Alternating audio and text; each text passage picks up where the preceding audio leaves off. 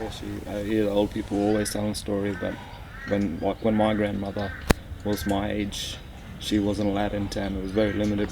She had to have a piece of paper to justify why she came down from the old camp, which is where they put, our ancestors put them up there, and then they came through. So even to this day, there's still a little bit of segregation throughout the town. I try not to use it as a barrier, like I'll say good day to anyone, white, black or brindle, but you can still see it.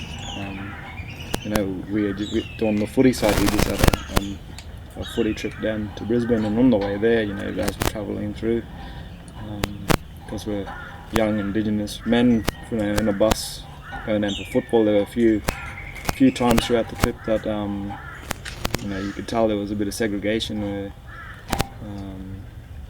people were very standoffish, or they got very confrontational straight away. And this is just recently? A week ago. So, how does that make you feel when that happens? Some of us, it makes you laugh. Yeah. Like, for example, one of the boys who got followed around in a shopping centre and asked... For what reason? By a person who worked at the shop, by 3 people actually, got asked the first time, did anyone help? So because just the way he looked, in a way to me, he looked like, he probably just, stereotyping people, what I mean? Yeah. And he goes, no, I'm alright, and he pulled out his wallet and he goes, I got money. So he actually showed them his money. And this is 2017. Yeah. I found that pretty funny. Yeah, try not to let it get to me or any of the boys when we are doing trips like that. There, just we laugh it off and make a joke of it. But like, of course, you have those conversations with those people, and you're like, look, mate, pull your head in. Like, I'm just here to buy a meal, or we wanted to pull up at a station, and we were buying drinks and that there, and we filled up 3 cars, and we wanted to use the bathroom. It was the late hours of the night, but wanted to use the bathroom, and the old mate's like, nah, no bathrooms here, and like, there is one we used to years ago, and he wouldn't let us in. And we're like, oh fuck, if we didn't fuel up here already, sorry. If we didn't already fuel up, we would have just went down the road to another fuel station and probably spent our money elsewhere, but one of the things I picked up in what you just talked about there, there's lots in there, but one of the things I picked up is when you're talking about your grandmother, and she had to live outside of town, and she had to get some documents to be able to come into town. Yeah. And then you described what happened on your bus trip, but we're also talking about as well this idea of a Aboriginal cemetery. So Aboriginal people not even allowed to be buried in the same cemetery as non-Aboriginal people. Yeah. But then what you did is you said, there's a little bit of racism. You described it as a little bit of racism.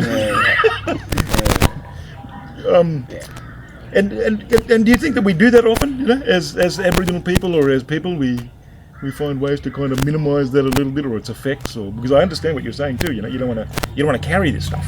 Yeah. It happens day to day, and like I said, I don't try to let it get to me, so I don't want to carry that on. And because my old man was the mayor of Normanton, so we always joke when we got it. We joked about how he said, my mother wasn't allowed in town, and now I'm the mayor of it. Just to as a light joke on how far we've moved on, like how far we've had to build ourselves up and overcome it. And so your dad, Aboriginal man? Yeah. And the first Aboriginal mayor of Normanton? There was first elected mayor. First elected Aboriginal mayor. Yeah. So he was Normanton's Obama. Yeah, pretty much. It was the same year too. It was the same year. Joking, he called it that year. First Aboriginal president.